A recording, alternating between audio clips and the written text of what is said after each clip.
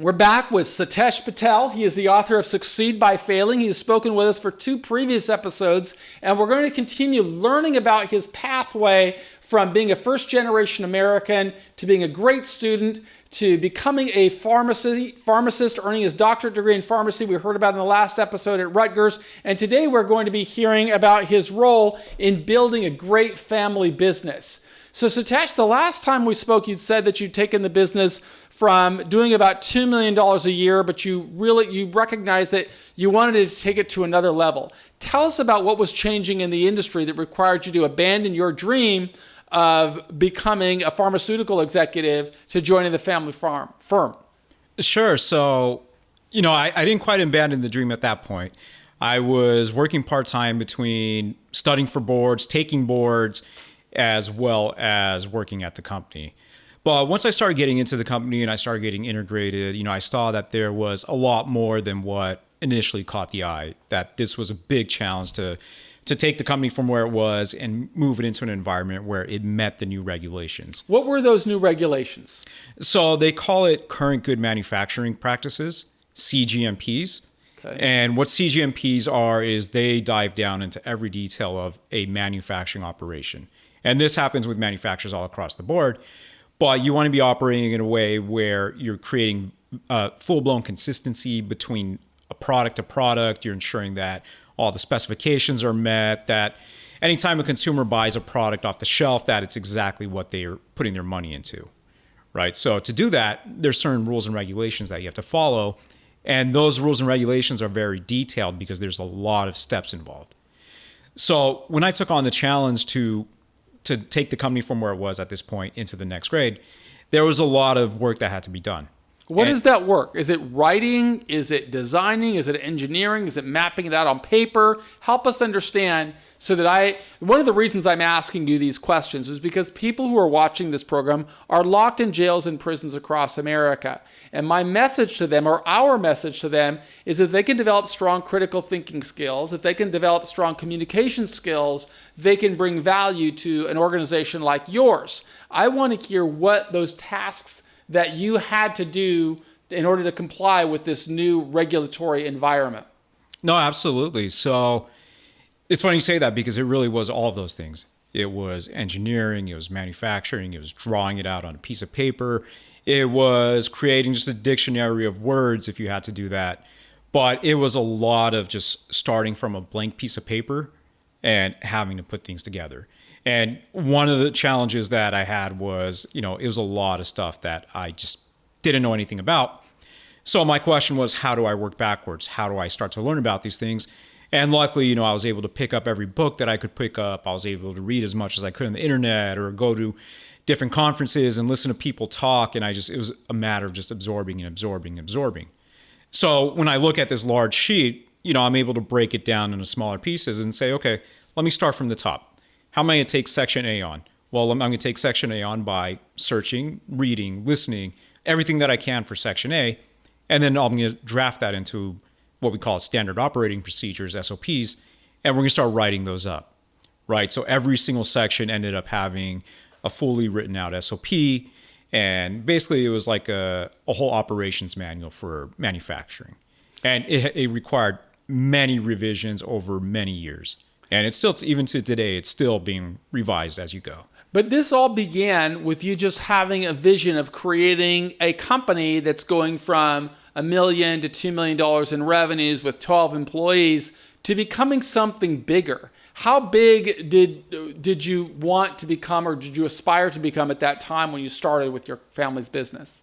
Sure. So one of the areas that you have to look at is, yes, you can have all these things on paper, but what is it going to take to actually execute them and bring them into reality? And to do that, you need capital, you need cash. So when you think of capital and cash, there's different ways that you can go about it, right? You can raise money from investors, you can raise money from friends and families, you can take bank loans. My thought was, hey, I've always been great at sales. Let me get on the phone, let me get on the streets, and let me start selling. Let me do that, and then we can bring in new business. And that new business can grow. It can help fund us. It can give us those profits that we need to start covering the new overhead. And then doing that, we can grow. And as we grow, we would become more and more compliant because now we have the cash flow to support it. What kind of products was your company manufacturing when you first started with them? So at the time, it was very, very neutral, health-based. So we're talking multivitamins, herbals, things like that, just very basic. But the area that I saw as the most potential for growth was the sports nutrition industry. So I said, you know what, let me approach people on the sports side of things. Let me go towards that market because I know that's a market where it looked like there's a lot of excitement. And when there's excitement, there's going to be people that are putting in money, that are trying to grow their companies, that are being aggressive, being hustlers for everything that they want to get done. So I started targeting the sports side of the market. And this was a brand new sector for your business. You'd never worked in the sports industry before. Correct. Yeah, the business that the company was doing was very, very, I'd say, just health-based. So you're looking at just like herbal products or vitamin products. So you're effectively really starting over again. What was your approach to bringing these new people that didn't know you existed into giving you purchase orders? Yeah, that was exactly it. You're online, you're searching for companies, you're looking for contacts. And it was nice because at that time, the internet was Google. So I can Google companies, I can Google stores, and I can just start looking up who are the owners, who's running things, who's at this company, who's at that company. And that was me just gathering information. Could you give us an idea of what an introductory call sounds like for our audience who's locked? They're locked in jails, they're locked in prisons. They may not know how to make a cold call like that. What was your approach to open the door and try and bring to be a leader of business development? Sure. So for one of the first things you want to do is you want to know your audience, right? So any company that I searched up and looked up, I looked at their products. I looked at their marketing. I looked at their color design. I looked at everything that I could. And when I got on the phone and I finally got that person on the phone, I said anything that I could where I could relate to them. I could speak about, hey, I love how you came out with this product. I take it myself. It's awesome. I love how the packaging is green or red or whatever it might be. I'm also a manufacturer. Let me get a shot at making this for you. And one of the reasons it was able to capture a little bit of audience was because it wasn't just a cold call. It was excited consumer, and any business owner is going to love the feedback of their products. So I kind of used that as a catch. And using that as a catch, I was able to roll into a conversation and then start talking a little bit about manufacturing and what I could do.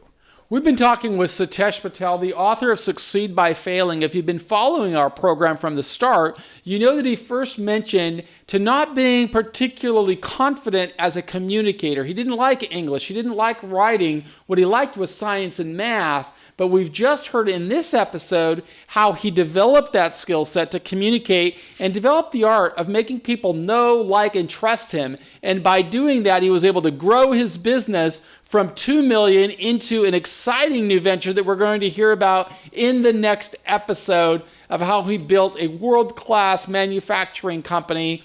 That was the pathway to success. Then we'll start hearing a little bit about the failure and how he's going to contribute again. Thank you so much, Patel, for being a part of our program at Prison Professors. I really hope that you'll continue sharing this inspiring story. For those of you who are inside, you will get a copy of Succeed by Failing. We have got it as part of our program. You can always write to us at Prison Professors to get your copy if you don't have it in your institution.